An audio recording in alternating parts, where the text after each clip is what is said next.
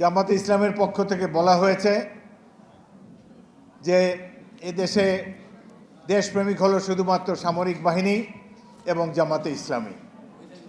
এই বক্তব্যে আমরা আহত হয়েছি। বাংলাদেশ সেনাবাহিনী মুক্তিযুদ্ধে অংশগ্রহণ করেছে, মুক্তিযুদ্ধের মধ্যে দিয়ে গড়ে ওঠা একটি বাহিনী, পিপলস বাহিনী, জনগণের বাহিনী হয়ে 9 মাস যুদ্ধ করে দেশকে স্বাধীন করেছে এবং এই বাহিনী গড়ে তুলেছেন মেজর জিয়াউর রহমানের নেতৃত্বে তৎকালীন ইস্ট বেঙ্গল রেজিমেন্ট এবং ইপিআরের সৈনিক অফিসাররা। বাংলাদেশ সেনাবাহিনীকে কারো সার্টিফিকেটের প্রয়োজন নেই, তারা দেশপ্রেমিক কি দেশপ্রেমিক না। তাদের অতীতে ভূমিকা, 71-এর ভূমিকা, বর্তমান ভূমিকা, প্রত্যেকটি ভূমিকায় সাক্ষ্য দেয় তারা সব সময় জনগণের পাশে ছিল, ভবিষ্যতেও জনগণের পাশে থাকবে। তবে জামাতে ইসলামীর এই বক্তব্যে আমি অবাক হয়েছিলাম। আমরা ভেবেছিলাম এখন একটা সুযোগ এসেছে, এই সুযোগে বোধহয় তারা 71-এর ভূমিকার জন্য জনগণের কাছে ক্ষমা প্রার্থনা করবে। সেটি না করে তারা 71-এ তাদের ভূমিকাকে জাস্টিফাই করার চেষ্টা করছে এবং এখন দেশপ্রেমিক হিসেবে আবির্ভূত হয়েছে।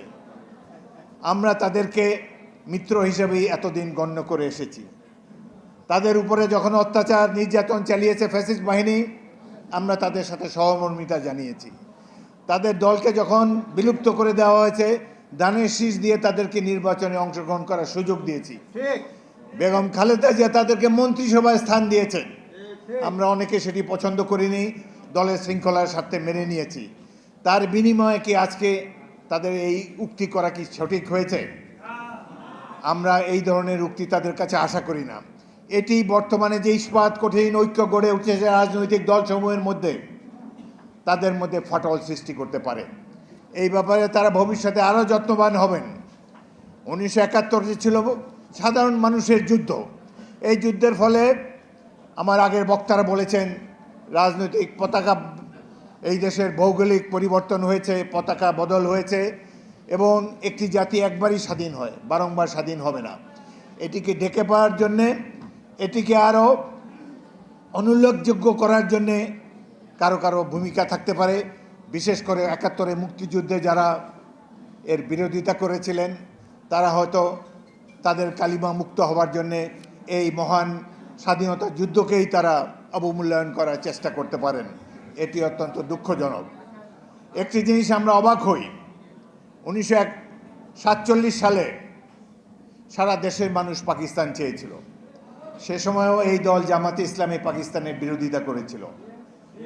এরপরে 71 সালে স্বাধীনতা যুদ্ধে তাদের বিরোধিতা করেছিল, আমাদের বিরুদ্ধেই তারা অস্ত্র ধারণ করে যুদ্ধ করেছে, এ কথাও সর্বজন বিদিত।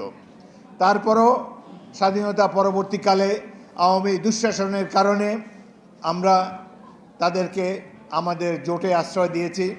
আমাদের সাথে থেকে তারা রাজনীতি করুক, তারা অতীতের ভুলের জন্য ক্ষমা চেয়ে আবার নতুনভাবে এই স্বাধীন দেশটিকে গড়ে তোলার জন্য আত্মনিয়োগ করুক, এটাই ছিল প্রত্যেকটি বিএনপি কর্মীর এবং আমাদের নেত্রী বেগম খালেদা জিয়ার একান্ত চাওয়া।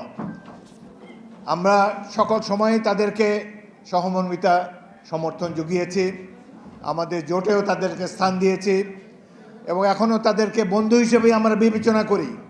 তো এই মুহূর্তে যখন বিএনপির বিরুদ্ধে বিভিন্ন অ্যাঙ্গেল থেকে ষড়যন্ত্র শুরু হয়েছে, এ সময় তাদের এই ধরনের বক্তব্য, তারা দেশপ্রেমিক, শহীদ জিয়া এবং তার দল বিএনপি দেশদ্রোহী, এই ধরনের ইঙ্গিতপূর্ণ বক্তব্য আমরা ঘৃণা করে প্রত্যাখ্যান করছি।